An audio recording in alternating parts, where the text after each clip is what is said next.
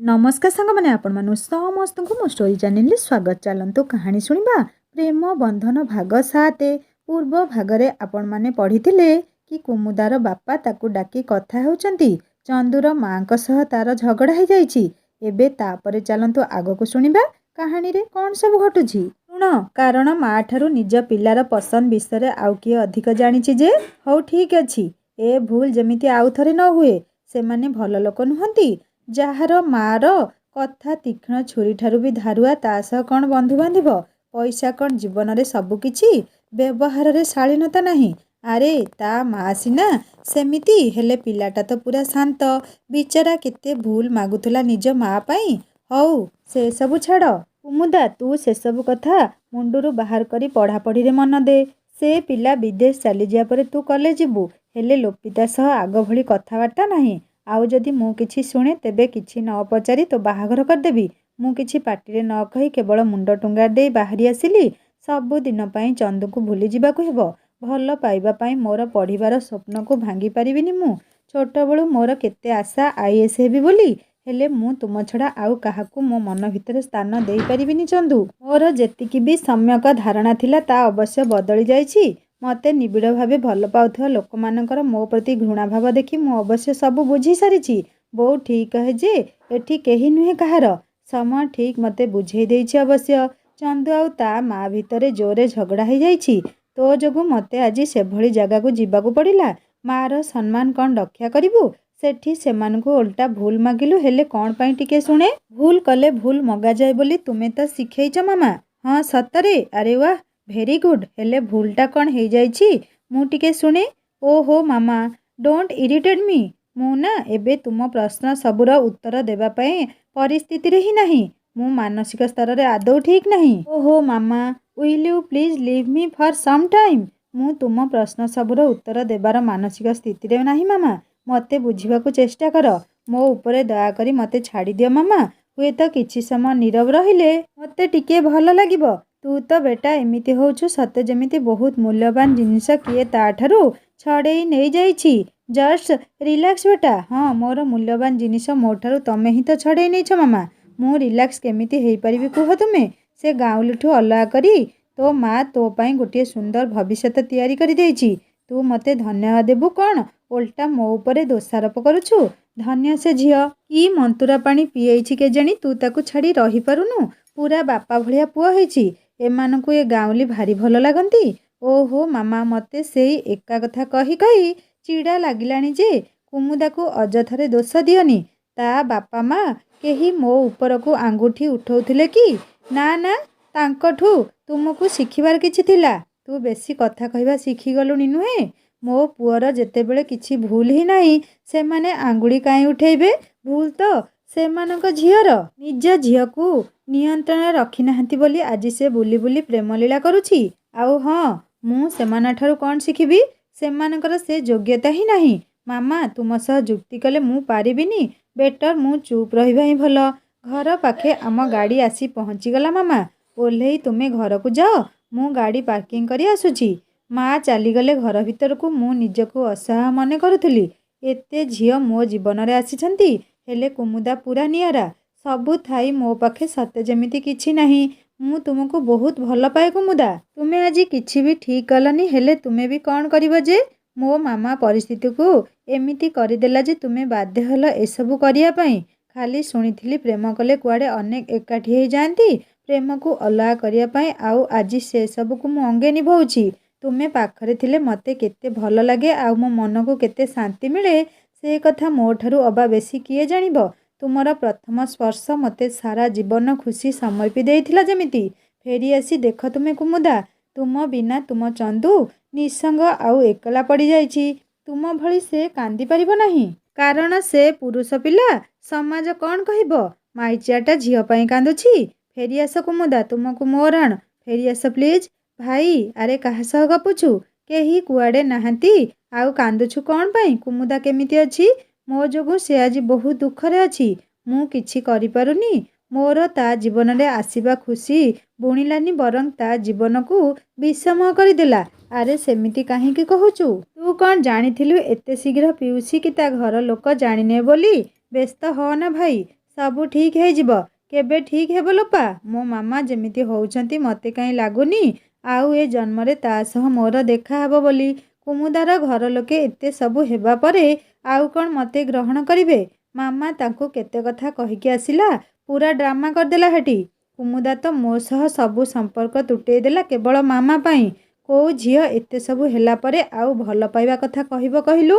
ତା ପରିବାର ତା ପାଇଁ ବଡ଼ ନା ପ୍ରେମ? ମୁଁ ବି ତା ଜାଗାରେ ଥିଲେ ଅବଶ୍ୟ ସେଇଟା ହିଁ କରିଥାନ୍ତି।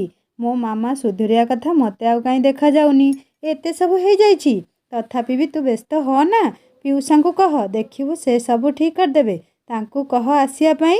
ଏବେ ନୁହେଁ, ବାପାଙ୍କୁ କହିବି ମୁଁ ଆସିବା ପାଇଁ, ହେଲେ ଉପଯୁକ୍ତ ସମୟ ଆସିଲେ। ମୁଁ ଯିବା ପୂର୍ବରୁ ଥରେ ହେଲେ କଥା ହେବାକୁ ଚାହେଁ କୁମୁଦା ସହ। ହେଲେ କେମିତି ଦେଖା କରିବି? ମୋ ଉପରେ ସେ ବହୁତ ରାଗିଛି। ଏ ଭାଇ, ତୁ ଆଉ ମନ ଦୁଃଖ କରେ ନା ପ୍ଲିଜ୍। ରହ, ମୁଁ କିଛି କରିବା ପାଇଁ ଭାବୁଛି। ଆଉ ପିଉସୀ ତୋତେ ଡାକୁଛନ୍ତି। ଟିକିଏ ଡେରି ହେଲେ ପୁଣି ଅଧିକ ଶୁଣେଇବେ ତୋତେ। ତେଣୁ ଯା ଶୀଘ୍ର ଶୁଣି ଆସିଯିବୁ। କ'ଣ ଆଉ ଅଧିକ ସେ ଶୁଣେଇବେ କହିଲୁ? ଆଉ କ'ଣ ମୋର ଶୁଣିବା ବାକି ଅଛି? ତାଙ୍କ ଯୋଗୁଁ ମୁଁ ଆଜି ଏ ପରିସ୍ଥିତିରେ। କୁମୁଦା ମୋ ଠାରୁ ସବୁ ସମ୍ପର୍କ ଛିନ୍ନ କରିଦେଲା। ମା ହେଇ ସିଏ ମୋ ଖୁସିରେ ଗ୍ରହଣ ଲଗେଇଦେଲେ। ମୋ ଖୁସି ତାଙ୍କ ଖୁସି ନୁହେଁ। ସବୁ ଜିନିଷ ତାଙ୍କର ଟଙ୍କାରୁ ଆରମ୍ଭ, ଆଉ ଶେଷ ବି ସେଇ ଟଙ୍କାରେ। କୁମୁଦାର ପରିବାର ମୋତେ ନିହାତି ମାଇଚିଆ ବୋଲି ଭାବିଥିବେ। କାରଣ ମୁଁ ମୋ ମାମା ସାମ୍ନାରେ ମୁହଁ ଖୋଲିଲିନି। ମୂକ ହେଇଯାଇଥିଲି ମୁଁ। ଆଦର୍ଶବାଦୀ ପୁଅ ମୁଁ। ହେଲେ ପ୍ରେମିକା ପାଇଁ ମୁଁ ଅସ୍ତିତ୍ୱବିହୀନ ପୁରୁଷ ପିଲା, ଯାହାର ପୁରା ଚାବି ମାମା ହାତରେ। ତୁ କାହିଁ ଏତେ ଆଡ଼େ ଭାବୁଛୁ? ମୁଁ କୁମୁଦା ଆଉ ତା ପରିବାରକୁ ଠିକ୍ ଜାଣେ। ସେମାନେ ଜମା ସେମିତି ନୁହନ୍ତି। ଆଉ କୁମୁଦା ତ ହୀରା ଖଣ୍ଡେ। ତୋ ଛଡ଼ା ସେ ଆଉ କାହାକୁ ଭଲ ପାଇ ପାରିବନି କି ସଂସାର କରିବାର ସ୍ୱପ୍ନ ବି ଦେଖିବନି। ତେଣୁ ତୁ ଚାଲେ ଭାଇ। ଦୀର୍ଘ ନିଶ୍ୱାସ ନେଇ ହଉ ଚାଲେ।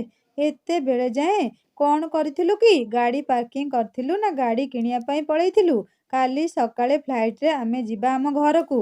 ତୋ ପ୍ୟାକିଂ ତ ସବୁ ସରିଯାଇଥିଲା ବୋଧହୁଏ। ମୁଁ ଏତେ ହିସାବ ଦେଇପାରିବିନି କ'ଣ କରୁଥିଲି ଆଉ କାହିଁ କରୁଥିଲି। ପ୍ୟାକିଂ ସବୁ ସରିଯାଇଛି। ମୁଁ ଏବେ ଟିକିଏ ଶୋଉଛି। ମୋତେ ଡିଷ୍ଟର୍ବ କରିବନି please. I want my personal space. ହଉ ଠିକ୍ ଅଛି, ଯାହା ଇଚ୍ଛା କର ବେଟା। ହେଲେ କାଲି ସକାଳ କଥା ଯେମିତି ମନେ ରୁହେ ତୋର। ଆଉ ଇଭିନିଂରେ ମୋତେ ଟିକିଏ ରିଚା ଘରକୁ ନେଇଯିବୁ। ଯିବା ପୂର୍ବରୁ ମୁଁ ତା ପରିବାର ସହ କଥା ହେଇଯିବି ତୁମ ବାହାଘର ବିଷୟରେ। ମୁଁ ତା ଘରକୁ ଯାଇପାରିବିନି ମାମା।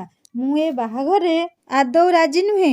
ଆଉ କେତେଥର ତୁମକୁ ଚିତ୍କାର କରି କହିବି ଯେ ମୁଁ ଆଉ କାହାକୁ କଥା ଦେଇ ସାରିଛି। ମୁଁ ରିଚାକୁ ଭଲ ପାଏ ନା ମାମା। ଆଇ ଡୋଣ୍ଟ ଲାଇକ୍ ହର୍। ମୁଁ କୁମୁଦାକୁ ଭଲ ପାଏ। ଯଦି ବାହା ହେବି କେବଳ ମୁଁ ତାକୁ ହିଁ ବାହା ହେବି, ନହେଲେ ଆଉ କାହାରିକୁ ବି ନୁହେଁ। ମୋ କଥା ଆଉ କାମ ପୁରା ଏକା। ଓହୋ ବେଟା, ଏତେ ପାଗଳ ଭଳି ବିହେଭ୍ କରନି। ଘରେ ମୁଁ ମାଲିକ, ତେଣୁ କଥା ଆଉ କାମ ମୋର ସମସ୍ତଙ୍କୁ ମାନିବାକୁ ବାଧ୍ୟ। ଏଥିରୁ ତୋ ବାପା ତ ବାଦ୍ ଯାଆନ୍ତି ନାହିଁ। ଆଉ ତୁ କୋଉ ଭାଡ଼ିର ପାରା କି? ବାପା କ'ଣ ପାଇଁ ତୁମ କଥା ଶୁଣନ୍ତି ସେ କଥା ବି ସେ ବେଶ୍ ଭଲ ଭାବେ ଜାଣିଛନ୍ତି। କେବଳ ଅଶାନ୍ତିକୁ ସେ ଭଲ ପାଆନ୍ତି ନାହିଁ ବୋଲି ତୁମକୁ କିଛି ନ କହି ସବୁ ମାନି ନେଉଛନ୍ତି। ଓହୋ ଅପା, ତୁ ଟିକେ ଚୁପ୍ ରହ। ତା ସହ ତୁ ବି କ'ଣ ତାଳ ଦେଇ ଝଗଡ଼ା କରିବୁ ନା କ'ଣ? ତୁ ପରା ତା ମା। ତାକୁ ବୁଝେଇ ସୁଝେଇ କହିଲେ ସିନା ସେ ବୁଝିବ। ସେ ଯଦି ଏବେ ଚାହୁଁନି ତେବେ ତାକୁ ଟିକେ ସମୟ ଦେ। ସେ ଆପେ ଠିକ୍ ହେଇଯିବ। ତାର ଏତେ ସମୟର ଆବଶ୍ୟକତା କ'ଣ ପାଇଁ ପଡ଼ୁଛି? ସେ ଯୋଉଠି ରହୁଛି ସେଠି ସମୟର ତାଳରେ ତାଳ ଦେଇ ନ ଚାଲିଲେ ଲୋକ ଉପରେ ପାଦ ପକେଇ ଚାଲିଯିବେ। ତାର ସ୍ଥିତି ହିଁ ଲୋପ ପାଇଯିବ। ଆରେ ଅପା, ଏଇଟା ବିଜନେସ୍ ନୁହେଁ, ଜୀବନ କଥା ନା। ତାକୁ ସମୟ ଦେ। ତୁ ଏବେ ଟିକେ ଶାନ୍ତ ହୋଇଯା। କୁମୁଦା ଘରେ ମନକୁ ମାରି ବସିଛି। ରୋହନ ଆସିଛି। କୁମୁଦା, ମୋତେ କାହିଁକି ଲାଗୁଛି ତୁ ମୋତେ ଆଭଏଡ଼୍ କରୁଛୁ ବୋଲି। ତୁ ମୋର ସବୁଠୁ ଭଲ ସାଙ୍ଗ। ମୋ ସହ ସବୁ ଦୁଃଖ ସୁଖ ବାଣ୍ଟିଆ ପିଲା। ଆଜି ମୋ ସହ କଥା ହିଁ ହେଉନି। ମୋତେ ବହୁତ ଖରାପ ଲାଗୁଛି। ମୋ ସହ କଥା ହୋ ଦୟାକରି। ସେମିତି କିଛି ନୁହେଁ। ମୁଁ ମୋ ନିଜ ଜୀବନର ଦୁଃଖରେ ପୁରା ବୁଡ଼ି ରହିଛି। ଆଉ ତତେ କହିବି କ'ଣ? ତୁ ମୋ ଉପରେ ରାଗିଛୁ, ସେଇଥିପାଇଁ ବୋଧେ କଥା ହେଉନୁ। ମୁଁ ତୋ ଉପରେ ରାଗିବି କାହିଁକି? ତୁ କ'ଣ କିଛି ଭୁଲ କରିଛୁ କି ମୋ ସହ? କାହିଁ ନାଇଁ ତ। ମୁଁ କାହିଁ କ'ଣ କରିବି ଯେ? ଆଉ ଚନ୍ଦୁ ଖବର କ'ଣ? ତୁ କ'ଣ ଅଜଣା ଚାଉଳର ଭାତ ଖାଉଛୁ କି ତୁ କିଛି ଜାଣିପାରୁନୁ? ମୋ ଫୋନ୍ ମୋ ପାଖେ ନାହିଁ। ମୁଁ ତାଙ୍କଠାରୁ ଅନେକ ଦୂରରେ। ତାଙ୍କ ସହ କଥା ହେବା ଅସମ୍ଭବ। ମୁଁ କେମିତି ଜାଣିବି ତାଙ୍କ ଖବର? ମୋତେ ଲାଗୁଛି ତୁ ଜାଣିଶୁଣି ଆଉ ମୋ କଟା ଘାରେ ଚୂନ ଦେଉନୁ ତ। ତୁ ଏତେ ଦିନ ମିଶିବା ପରେ ବି ମୋତେ ଚିହ୍ନି ପାରିଲୁନି। ଶେଷକୁ ମୋତେ ଏମିତି କହୁଛୁ। ବେଳେବେଳେ ମଣିଷକୁ ଚିହ୍ନିବାରେ ଭୁଲ ରହିଯାଏ। ସମୟ ଆଉ ପରିସ୍ଥିତି ମଣିଷର ଆଖି ଖୋଲିଦିଏ। କାହାକୁ ଆଖି ବନ୍ଦ କରି ବିଶ୍ୱାସ କରିବାଟା ଭୁଲ। ତୁ ଏକଦମ ଠିକ୍ କହିଛୁ ଯେ ମୋର ତ ତତେ ଚିହ୍ନିବାରେ ଭୁଲ ହୋଇଗଲା।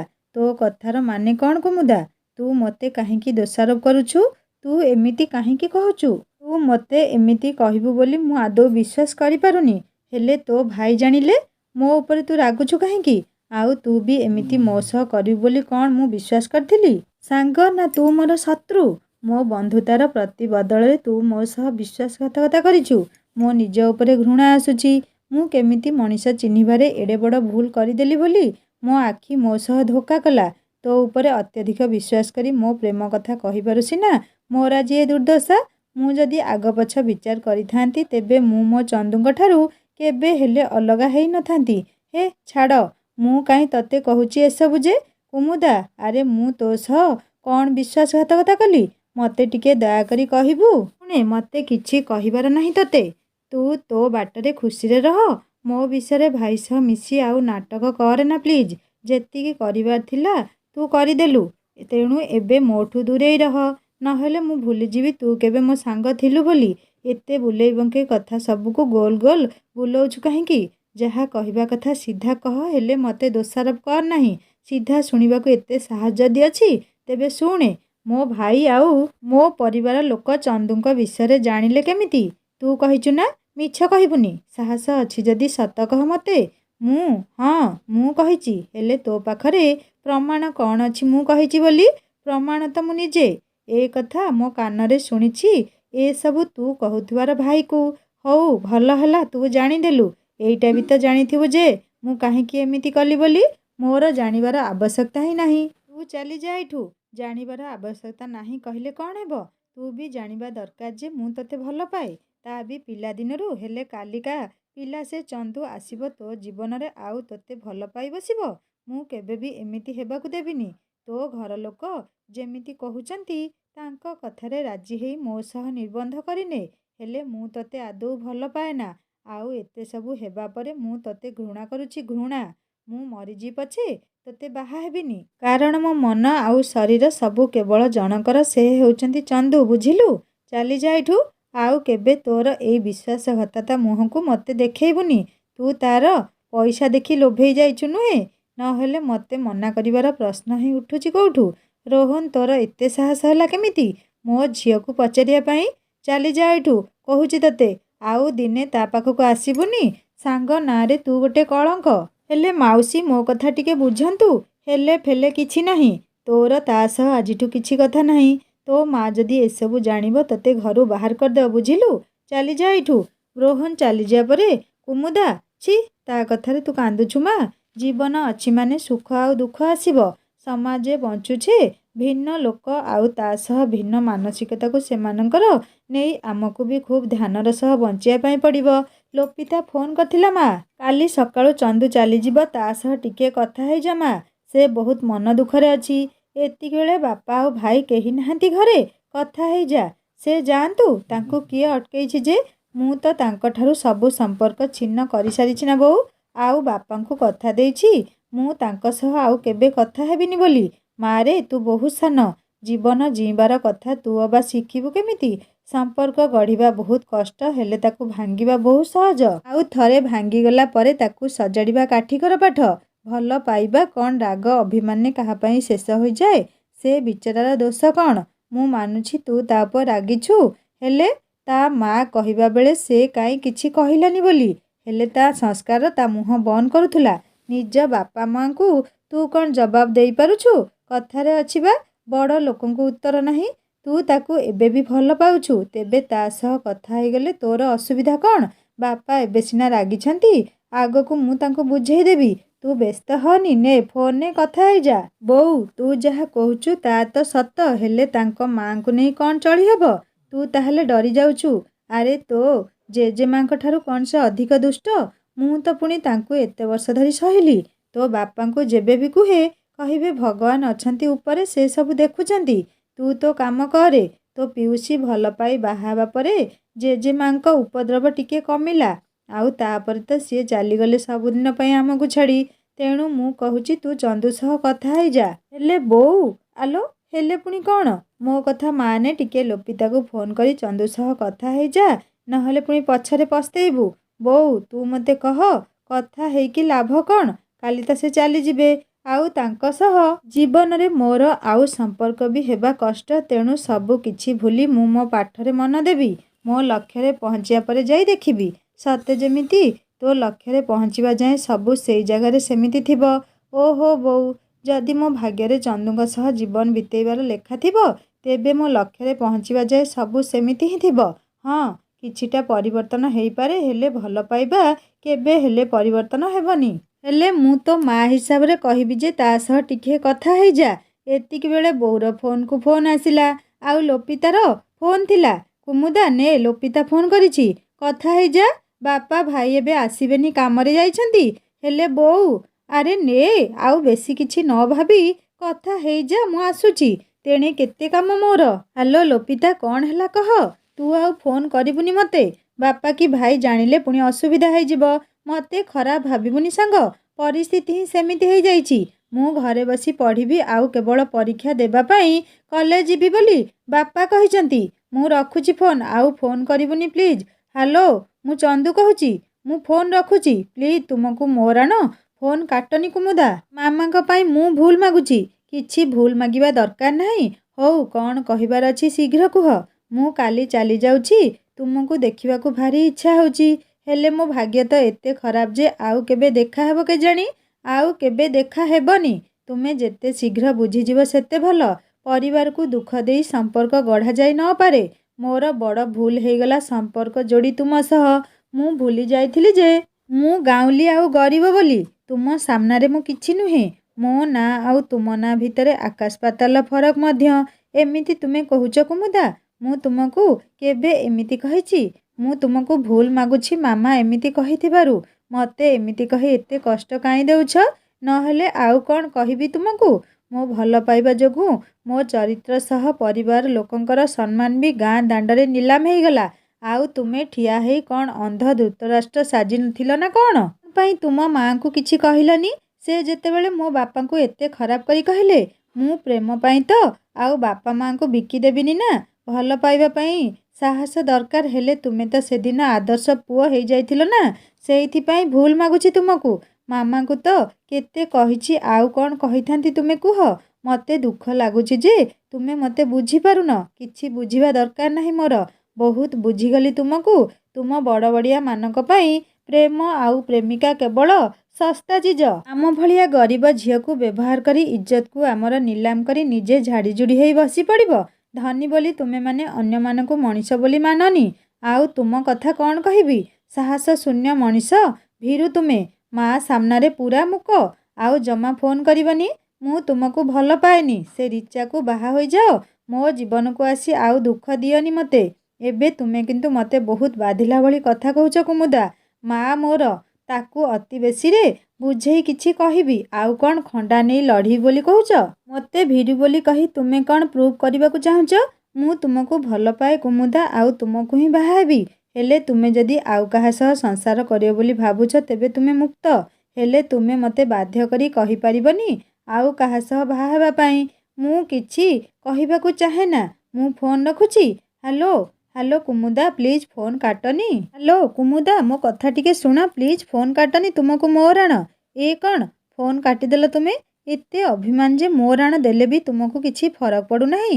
ଆରେ ବା ମୋ କୁମୁଦା କେବେ ତା ଚନ୍ଦୁକୁ ଏତେ କଷ୍ଟରେ ଦେଖି ସହି ପାରିବ ମୁଁ ତ ଭାବିନଥିଲି।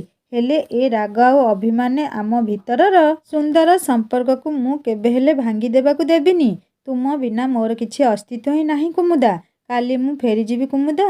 ହେଲେ କିଛି ମୁହୂର୍ତ୍ତରେ ତୁମେ ଦେଇଥିବା ସେ ଖୁସିକୁ ମୁଁ ଆଞ୍ଜୁଳାରେ ମୁଠେଇ ନେଇ ଚାଲିଯିବି। ହେଲେ ପୁଣି ଥରେ ଫେରିବି। ଆଉ ମୋ ଜୀବନକୁ ଆଉ ଥରେ ଟାଣି ନେଇଯିବି ସ୍ୱାଗତ କରି। ଦେଖିବ କୁମୁଦା, ମା ବି ତୁମକୁ ବୋହୂ ବୋଲି ସ୍ୱୀକାର କରିନେବ। ଦିନରେ ବୋଧହୁଏ ସ୍ୱପ୍ନ ଦେଖିବା ଆରମ୍ଭ କରିଦେଲୁଣି ବେଟା। ମାମା ପୁଣି ତାକୁ ବୋହୂର ସ୍ୱୀକୃତି ଦେବ? ଅସମ୍ଭବ କଥା କହୁଛୁ ତୁ। ସୂର୍ଯ୍ୟ ପଶ୍ଚିମରେ ଉଦୟ ହେବା ଯେମିତି ଅସମ୍ଭବ, ସେ ଗାଉଁଲି ଛୋଟଲୋକର ଝିଅକୁ ମୋ ବୋହୂ ଭାବେ ସ୍ୱୀକୃତି ଦେବା ସେମିତି ଅସମ୍ଭବ। ଅପା ଆସ ଖାଇବ। ଚନ୍ଦୁ ଆସ ଖାଇବ। ଭାଇ ଶୁଣେ, ତୁ ଅପାକୁ ଏବେ କିଛି କହନା କୁମୁଦା ବିଷୟରେ। ତୁ କାଲି ଯା, ମାମଲା ଥଣ୍ଡା ହେଉ, ମୁଁ ତୋତେ କୁମୁଦା ସହ କଥା କରେଇଦେବି। ସବୁ ହେଉଛି ସମୟର ଖେଳ। Everything is preplanned. ଏ ସବୁକୁ ତୁ ଖୁବ୍ ଭଲ ଭାବେ ଜାଣିଛୁ। ବେଶୀ ମନ ଦୁଃଖ ନ କରି ଚାଲ୍ ଖାଇବୁ। କୁମୁଦା ହିଁ କେବଳ ଚନ୍ଦୁର, କାରଣ ଚାନ୍ଦ ବିନା କଇଁର ଅସ୍ତିତ୍ୱ ହିଁ କିଛି ନାହିଁ। ମୋ ଉପରେ ବିଶ୍ୱାସ ରଖେ ଭାଇ, ସବୁ ଠିକ୍ ହେଇଯିବ। ବାପା ଆଉ ପିଉସା ସବୁ ଠିକ୍ କରିଦେବେ। ମୋର ଗୋଟେ ବୋଲି ଭାଇର ଦୁଃଖ ମୁଁ ଆଉ ଆଦୌ ସହିପାରିବିନି। ଆଉ ସେ ରୋହନକୁ ରହ ପାନେ ଚଖଉଛି। ତୁ ଆସିଲୁ ଖାଇବା, ମୋ ପେଟରେ ମୂଷା ଦୌଡ଼ିଲାଣି। ଆଉ ମା ସେତେବେଳଠୁ ଡାକିଗଲାଣି। ପିଉସୀ ନହେଲେ ପୁଣି ସନ୍ଦେହ କରିବେ। ହଉ ଚାଲେ, ମୋ କୁମୁଦାକୁ ଛାଡ଼ିକି ଯାଉଛି ସିନା, ହେଲେ ମୋର ଆଦୌ ମନ ନାହିଁ ଯିବାକୁ। ତୁ ମୋତେ ତାର ସୁବିଧା ଅସୁବିଧା ସବୁ ଜଣେଇବୁ। ହଉ ହେଲା ଭାଇ, ହେଲେ ଚାର୍ଜ ବେଶୀ ଲାଗିବ। ହସିକରି ଲୋପିତା କହିଲା। ଯେତେ ଲାଗିବ ମୁଁ ଦେବି।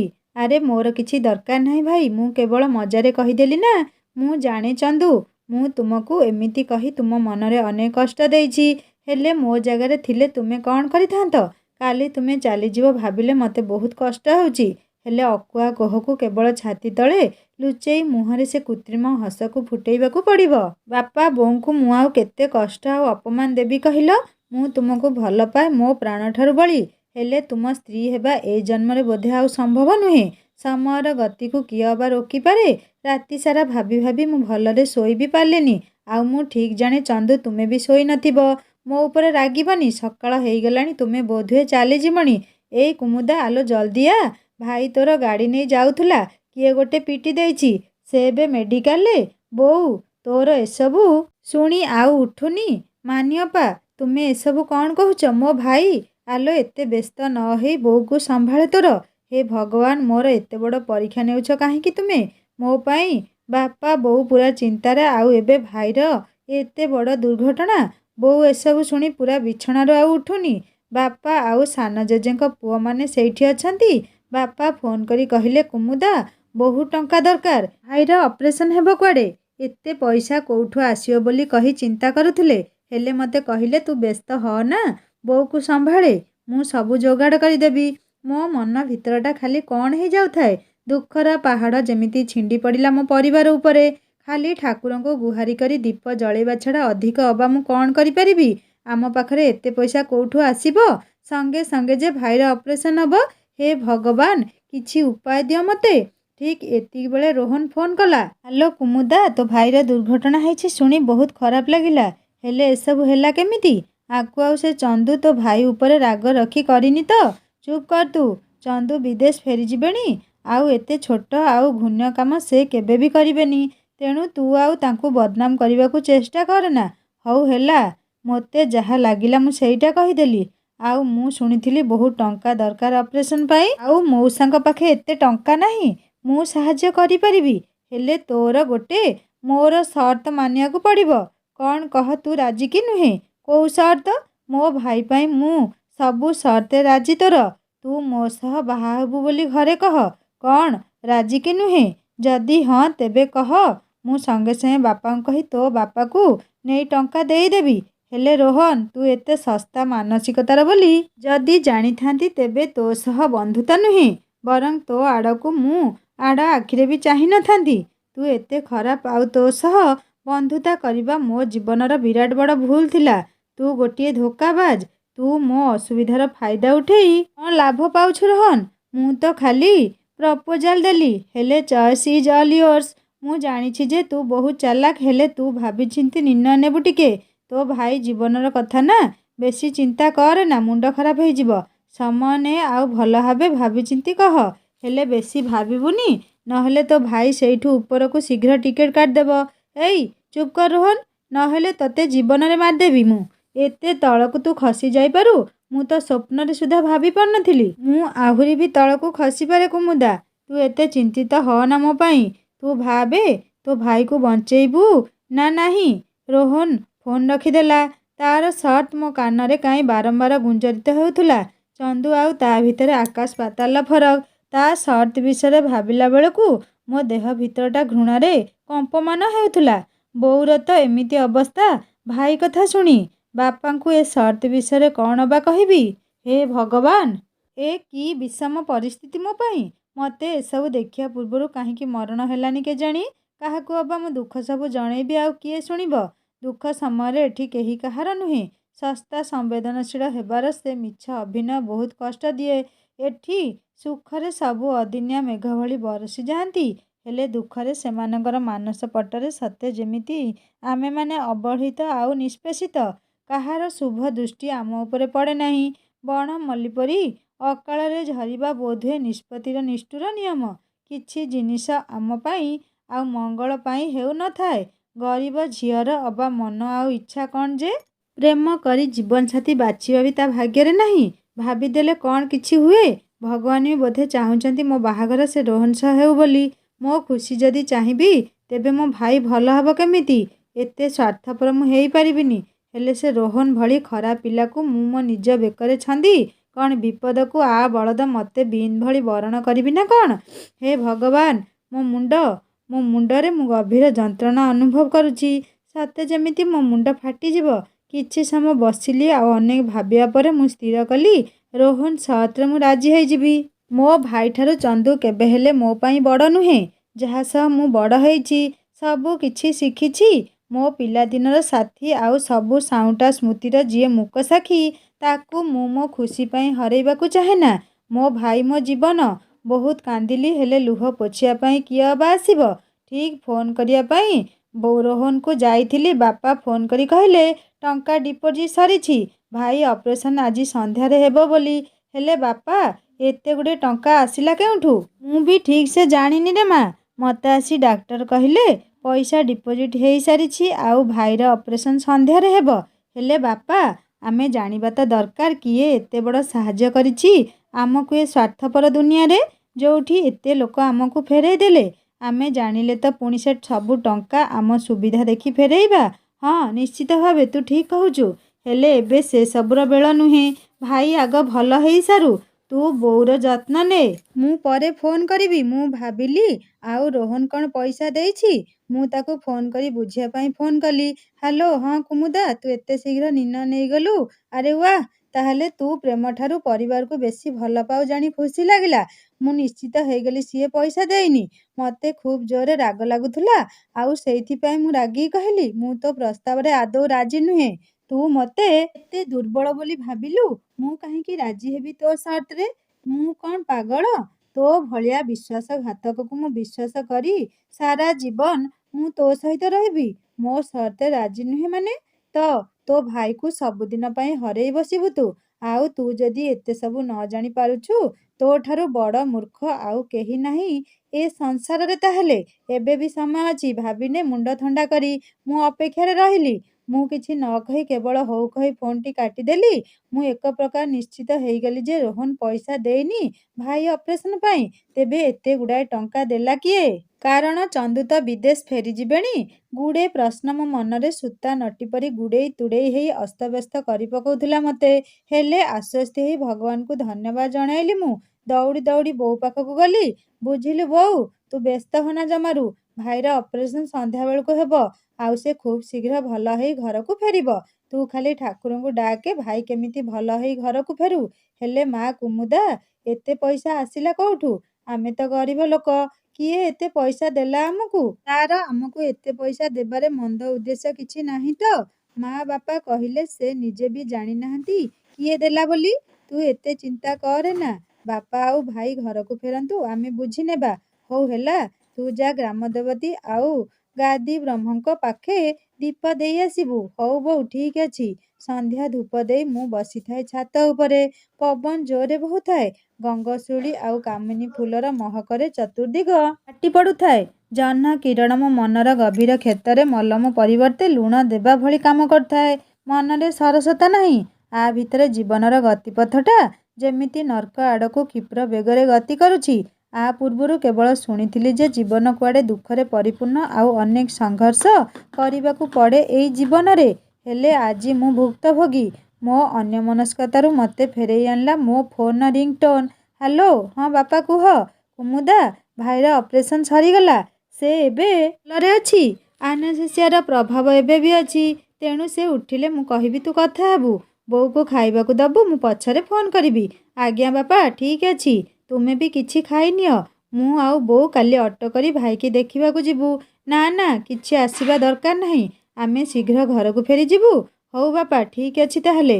ହେ ଭଗବାନ, ତୁମକୁ କୋଟି ପ୍ରଣାମ। ମୋ ଭାଇକୁ ଠିକ୍ କରିଦେଲ। ସେ ସୁସ୍ଥ ହୋଇ ଖାଲି ଘରକୁ ଫେରୁ, ମୁଁ ଯାଚିଥିବା ତ୍ରିନାଥ ଠାକୁରଙ୍କ 5 ମେଳା ଦେବି ଆଉ ମନ୍ଦିର ବି ଯିବି। ଏତିକି ବେଳେ ପୁଣି ଆଉଥରେ ଫୋନ୍ ମୋର ରିଙ୍ଗ ହେବାରୁ ମୁଁ ଫୋନ୍ ଉଠେଇଲି। ହ୍ୟାଲୋ କୁମୁଦା, କ'ଣ ଭାଇର ଚିକିତ୍ସା ପାଇଁ ପଇସା ହେଇଯିବାରୁ ତୁ ଉଡ଼ୁଛୁ କି? ଯୋଉ ଡେଣାରେ ଉଡ଼ୁଥିଲୁ ପୁଣି ସେଇ ଡେଣା ତୋର ଖସି ପଡ଼ିବ ଜାଣି ଯେ ଯିଏ ଏସବୁ କରିଛି ସିଏ ହିଁ ତୋ ଭାଇ ପାଇଁ ପଇସା ଜମା କରିଛି ଅପରେସନ୍ ପାଇଁ। ଜାଣିବାକୁ ଚାହିଁବୁନି ସେ ସହୃଦୟ ବ୍ୟକ୍ତି ଜଣକ କିଏ? ରୋହନ ସେ କିଏ? କହ ମୋତେ। କିଏ ମୋ ଭାଇର ଏମିତି ଅବସ୍ଥା କରିଦେଇଛି କହ? ମୁଁ ତାକୁ ଜୀବନରୁ ମାରିଦେବି। ମୁଁ ତାକୁ ମୋଟେ ଛାଡ଼ିବିନି। ସିଏ ହେଉଛନ୍ତି ତୁମ ପ୍ରେମିକ ପ୍ରବର। ମାରିବୁ ଯଦି ଯା, ଯାଇ ତାକୁ ମାରିଦେ ଜୀବନରୁ। ନା ନା, ଏସବୁ ହେଇ ନପାରେ। ତୁ ମିଛ କହୁଛୁ ରୋହନ। ତୁ ତାଙ୍କୁ ପସନ୍ଦ କରୁନା, ସେଇଥିପାଇଁ ତୁ ମିଛ କହୁଛୁ। ମୁଁ ଜାଣିଥିଲି ତୁ ବିଶ୍ୱାସ କରିବୁନି। ତୁ ଚନ୍ଦୁକୁ ଫୋନ୍ କରେ, ଜଣାପଡ଼ିବ ସେ ବିଦେଶ ଯାଇଛି ନା ଏଇଠି ଅଛି। ମୁଁ ଫୋନ୍ କାଟିଦେଇ ସିଧା ଚନ୍ଦୁକୁ ଫୋନ୍ କଲି। ହ୍ୟାଲୋ ଚନ୍ଦୁ, ତୁମେ କୋଉଠି? କୁମୁଦା, ହଁ କୁହ। ମୁଁ ଆଜି ଯାଇନି, ଫ୍ଲାଇଟ୍ କ୍ୟାନସଲ୍ ହେଇଗଲା। ହେଇଗଲା ନା ତୁମର ଯୋଜନାରେ ଏ ଫ୍ଲାଇଟ୍ କ୍ୟାନସଲ୍ ବି ଅନ୍ତର୍ଭୁକ୍ତ? ଏଇ କ'ଣ କହୁଛ ତୁମେ? କୋଉ ଯୋଜନା ଆଉ କ'ଣ ଅନ୍ତର୍ଭୁକ୍ତ? ତୁମେ ପାଗଳଙ୍କ ପରି କ'ଣ ସବୁ ଗପି ଯାଉଛ? ହଁ, ଏବେ ତୁମ ଚୋରି ସବୁ ଧରା ପଡ଼ିଗଲା ନା, ସେଇଥିପାଇଁ ତ ମୁଁ ପାଗଳ ଲାଗିବି। ଆଉ ଗୋଇଠା ମାରି ପରେ ବିଷ୍ଣୁ କହିବାର ମାନେ କ'ଣ ମିଷ୍ଟର ଚନ୍ଦ୍ରାଂଶ? ଏତେ ତଳକୁ ତୁମେ ଖସିଗଲ? ତୁମେ ତ ସେ ରୋହନଠୁ ବି ଆହୁରି ଉପରେ। ଏତେ ଯଦି କାହାକୁ ମାରିବାକୁ ଇଚ୍ଛା ଥିଲା ମୋତେ ମାରିଦେଲନି। କୁମୁଦା, ଦୟାକରି କହିବ କି ଘଟଣା କ'ଣ? ଆଉ ମୋ ଉପରେ ଏତେ ଦୋଷ କାହିଁକି ଲଦି ଦେଉଛ? ମୁଁ କ'ଣ କରିଛି? ସେ ସବୁ ମୁଁ ଜାଣିବାକୁ ଚାହେଁ। ସବୁ ମୋତେ ସିଧା କୁହ। ମୋତେ ଏସବୁ ଗୋଲ ଗୋଲ କରି ବୁଲେଇ କୁହ ନାହିଁ। ମୁଁ କିଛି ବୁଝିପାରୁନାହିଁ। ହଉ ଠିକ୍ ଅଛି, ମୁଁ ବି ସିଧା କହିବି। ଏତେ ବ୍ୟସ୍ତ ହୁଅନି। ମୋ ଭାଇର ଦୁର୍ଘଟଣା ତୁମ ଗାଡ଼ି ଦ୍ୱାରା ହେଇଛି। ଏଇଟା ସତ ନା ମିଛ? ଯଦି ସତ ତେବେ ମୋତେ କୁହ। ଜାଣିଶୁଣି ଦୁର୍ଘଟଣା କରି ପଇସା ଦେଇ କ'ଣ ପ୍ରମାଣ କରିବାକୁ ଚାହୁଁଛ? ସାଙ୍ଗମାନେ, ସତରେ କ'ଣ ଚନ୍ଦୁ କୁମୁଦାର ଭାଇକୁ ଦୁର୍ଘଟଣା କରି ଏମିତି ଅବସ୍ଥା କରିଛି, ନା ରୋହନ କିଛି ଖେଳ ଖେଳୁଛି? ତାହା ଜାଣିବା ଏହି କାହାଣୀର ପରଭାଗରେ। କାହାଣୀ କେମିତି ଲାଗୁଛି ମୋତେ ନିଶ୍ଚୟ କମେଣ୍ଟ କରି ଜଣାଇବେ। ଆଉ ଯଦି ଭଲ ଲାଗୁଥାଏ ଲାଇକ୍ଟିଏ କରିବେ, ସାଙ୍ଗମାନଙ୍କ ସହିତ ସେୟାର କରିବେ। ଆଉ ଯଦି ମୋ ଚ୍ୟାନେଲରେ ନୂଆ ଅଛନ୍ତି ତାହେଲେ ସବସ୍କ୍ରାଇବ୍ କରି ବେଲ୍ ଆଇକନ୍ ଦବାଇ ଦେବେ। ମୋର ଗୋଟେ ହିନ୍ଦୀ ଷ୍ଟୋରି ଚ୍ୟାନେଲ୍ ଅଛି, ଯାହାର ଲିଙ୍କ୍ ମୁଁ ଏହି ଷ୍ଟୋରିର ଡେସ୍କ୍ରିପସନରେ ଦେଇଦେବି। ଆପଣମାନେ କ୍ଲିକ୍ କଲେ ସୁନ୍ଦର ସୁନ୍ଦର ହିନ୍ଦୀ ଷ୍ଟୋରି ପଢ଼ିପାରିବେ ଓ ଶୁଣିପାରିବେ। ଅପଲୋଡ଼ ଲଭ୍ ଷ୍ଟୋରି ବି ହେଇଛି, ଆପଣମାନେ ଚାହିଁଲେ ଶୁଣିପାରିବେ। ଏବେ ମୋତେ ବିଦାୟ ଦିଅନ୍ତୁ, ଜଲ୍ଦି ଆସିବି ଏହି କାହାଣୀର ପରଭାଗ ନେଇ। ରହୁଛି। ନମସ୍କାର, ଜୟ ଜଗନ୍ନାଥ।